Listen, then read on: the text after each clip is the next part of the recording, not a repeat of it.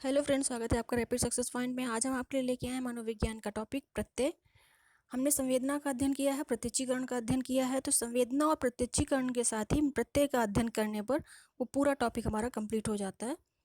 तो प्रत्यय क्या है ये जानने की कोशिश किया गया है इस वीडियो में, और ये भी जानेंगे कि हम प्रत्यय और प्रत्यक्षीकरण संवेदना के अंतर्गत क्या संबंध है इनका, इनकी विशेषताएं क्या हैं और ये कितने प्रकार का होता है। ठीक है, तो चलिए पढ़ना शुरू करते हैं। लेकिन उसके पहले जो छात्र या जो भी मित्र हमारे पहली बार विजिट कर रहे हैं वीडियो में, तो प्लीज़ इस वीडियो को ज़्यादा से ज़्यादा लोगों को शेयर कीजिएगा और चैनल को सब्सक्राइब कर दीजिएगा, जिससे आने वाले सभी वीडियोज़ की नोटिफिकेशन आपको मिल सके।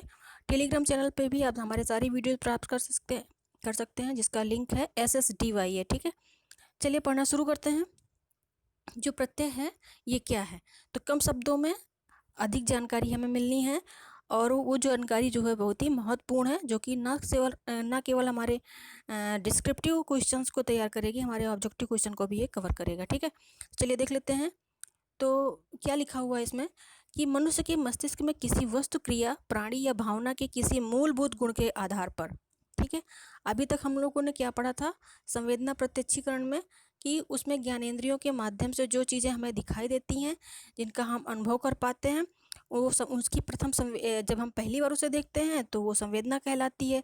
जब उसका रिपीटिशन होता है, दोबारा हम उसको देखते हैं, तो उसमें जांचते और परखते हैं कि ये वस्तु वही है या कुछ दूसरी है, उससे अलग है, तो ये कहलाता है हमारा प्रत्यक्षीकरण। और प्रत्यय में क्या बताया गया है कि मनुष्य के मस्तिष्क में किसी वस्तु, क्रिया, प्राणी या भावना के किसी मूलभूत गुण के आधार पर बनी जातीय प्रतिमा को प्रत्यय कहा जाता है। ठीक है, इसमें गुण महत्वपूर्ण है। ठीक है, जो भी वस्तु, जो भी क्रिया, प्राणी, जो भी हमने देखा है संवेदना के माध्यम से, जो भी हमारे ज्ञानेंद्रियों ने ग्रहण किया है, प्रत्यक्षीकरण के माध्यम से जिन चीज़ों को हमने स्पष्ट किया है, स्पष्ट रूप से जान लिया है, तो उनमें ऐसी कौन सी विशेषताएं हैं जो दूसरों से उसे अलग करती है, ये प्रत्यय के अंतर्गत हम जानते हैं। ठीक है, मतलब कि जैसे अगर हमने जाना था कि गाय का एग्जाम्पल हम लोगों ने लिया था, तो गाय अन्य जंतुओं से, अन्य प्राणियों से, अन्य पशुओं से किस प्रकार भिन्न है।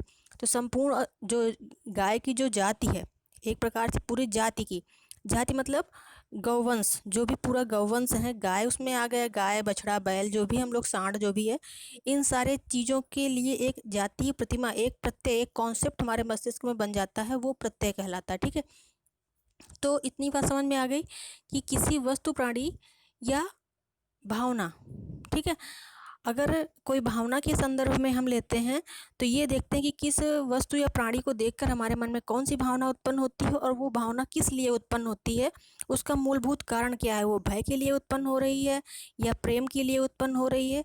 तो इस प्रकार मूलभूत गुण के आधार पर जो हमारे मस्तिष्क में कॉन्सेप्ट बनता है कि ये सुखद भावना है या दुखद भावना है, वही प्रत्यय कहलाता है। ठीक है, तो वुडवर्थ महोदय ने क्या कहा है, प्रत्यय वे विचार हैं जो वस्तुओं, घटनाओं, गुणों आदि को प्रकट करते हैं। वुडवर्थ महोदय ने क्या कहा है कि प्रत्यय वे विचार हैं जो वस्तुओं, घटनाओं, गुणों आदि को प्रकट करते हैं। ठीक है, वस्तुओं को, उन घटनाओं को और उनके गुणों को जो प्रकट करे, जो स्पष्ट करे, ठीक है, वही प्रत्यय कहलाता है। ठीक है, ये कितने प्रकार के होते हैं ये जान लेते हैं। प्रत्यय दो प्रकार के होते हैं, एक है मूर्त और दूसरा है अमूर्त। मूर्त प्रत्यय को कॉन्क्रीट कॉन्सेप्ट बोलते हैं, और जो अमूर्त प्रत्यय है उसे एब्स्ट्रैक्ट कॉन्सेप्ट के नाम से भी जाना जाता है। ठीक है, तो आइए देख लेते हैं कि मूर्त प्रत्यय की पहचान कैसे करेंगे हम।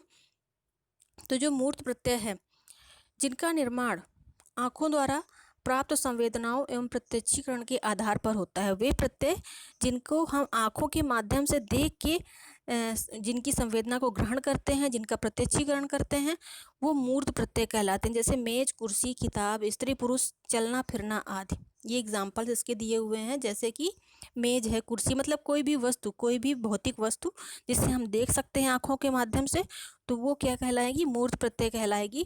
कुछ विद्वान इन्हें क्या कहते हैं, जातिवाचक प्रत्यय भी कहते हैं, क्योंकि जैसे मेज की बात हो रही है तो संपूर्ण जितने भी प्रकार की मेजें हैं उनमें सारी मेजों का एक कॉन्सेप्ट बन जाता है, छोटी बड़ी सारी मेजें आ जाती हैं।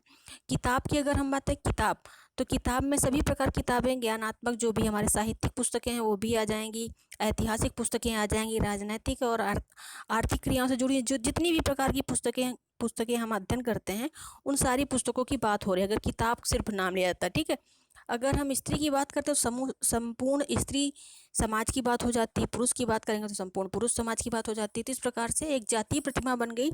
जो हम शब्द का इस्तेमाल यहाँ पे कर रहे हैं वो एक व्यक्ति या विशेष वस्तु के लिए नहीं कर रहे हैं, उस संपूर्ण जाति के बारे में यहाँ पे हम बात कर रहे हैं। वो संपूर्ण कॉन्सेप्ट जो किसी वस्तु के संदर्भ में हमने ज्ञानेंद्रियों के माध्यम से ग्रहण किया है, जिसका संवेदना हमने की है, जिनका प्रत्यक्षीकरण किया है, और उनके संदर्भ में जो एक स्मृति के तौर पे हमारे मस्तिष्क में एक छाप बन जाती है, वो प्रत्यय कहलाता है। ठीक है, वो मूर्त प्रत्यय कहलाता है, जिनको हमने ज्ञान अपनी आँखों के माध्यम से ग्रहण किया है। अब अमूर्त प्रत्यय के जान लेते हैं। अमूर्त प्रत्यय क्या होता है? वे प्रत्यय जो आँखों के अतिरिक्त अन्य ज्ञानेंद्रियों द्वारा प्राप्त संवेदनाओं प्रत्यक्षीकरण के आधार पर निर्मित होते हैं। ठीक है, अमूर्त प्रत्यय में आँखों के माध्यम से संवेदना को ग्रहण नहीं कर रहे हैं, बल्कि अन्य ज्ञानेंद्रियों के माध्यम से ग्रहण कर रहे हैं। जैसे कि मधुरता, किसी वस्तु की मधुरता यानी कि मीठापन। तो मीठापन का अनुभव किसके माध्यम से करेंगे? जीवा के माध्यम से करेंगे। सुगंध, खुशबू, ठीक है, इसका अनुभव हम किसके माध्यम से करते हैं? घ्राणेंद्रिय यानी कि नाक के माध्यम से करते हैं। कठोरता, कठोरता और किसी चीज़ का कठोरता और सरलता, मधुरता, इन सारी चीज़ों को त्वचा के माध्यम से, स्पर्श के माध्यम से हम अनुभव कर पाते हैं कि कौन सी वस्तु कठोर है, कौन सी वस्तु मुलायम है। फिर है शीतलता, शीतलता का अनुभव भी हम त्वचा के माध्यम से करते हैं।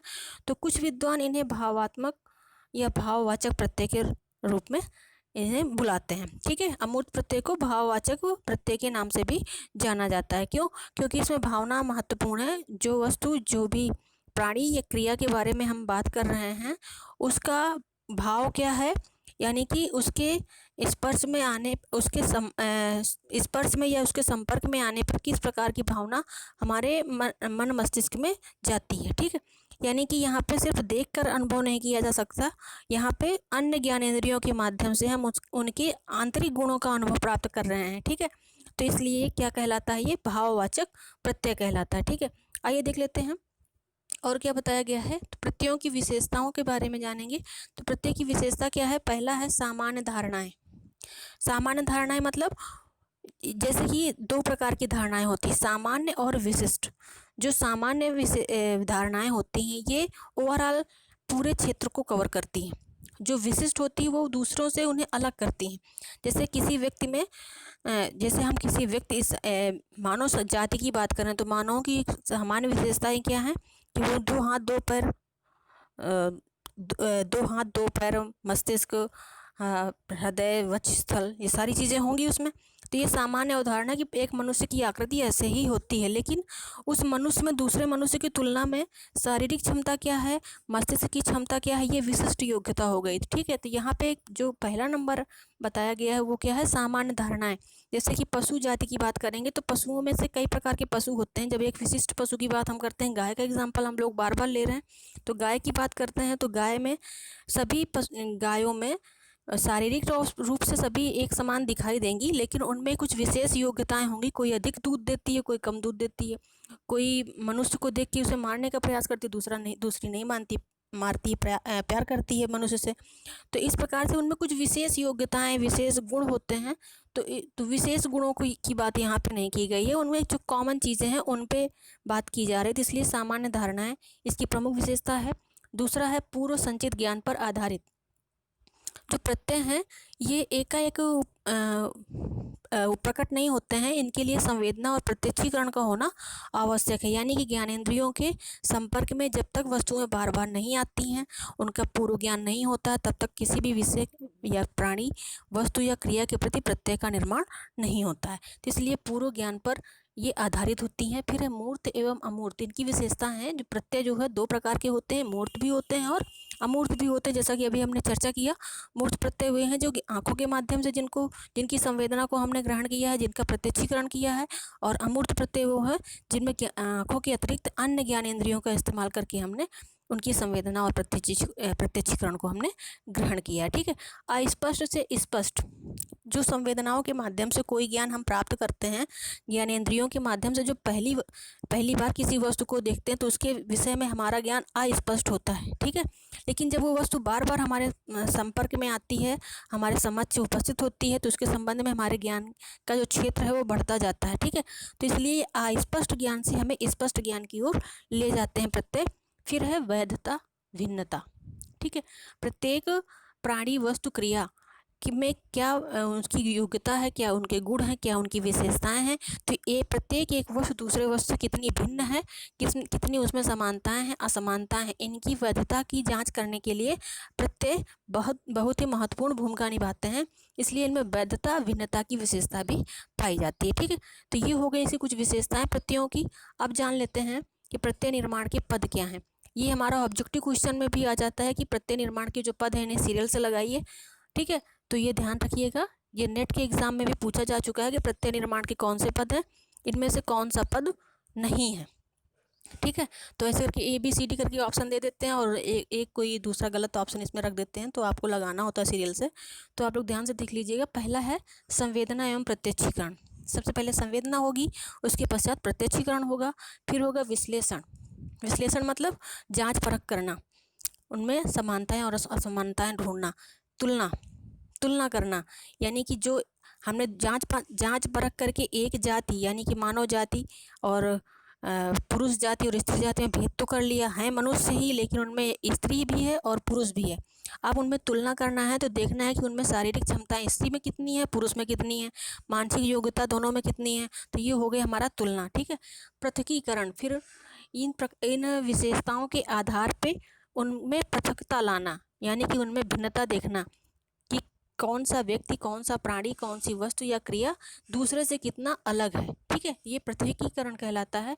फिर है सामान्यीकरण। सामान्यीकरण में क्या है, उसको जनरलाइज कर देना, संपूर्ण स्त्री जाति संपूर्ण पुरुष जाति पे उसे लागू करने की जब बात आती है तो वो सामान्यीकरण कहलाता है। यानी कि संपूर्ण पुरुषों में ये विशेषता पाई जाएगी कि वो स्त्री जाति की तुलना में अधिक शारीरिक रूप से सक्षम होंगे। ठीक है।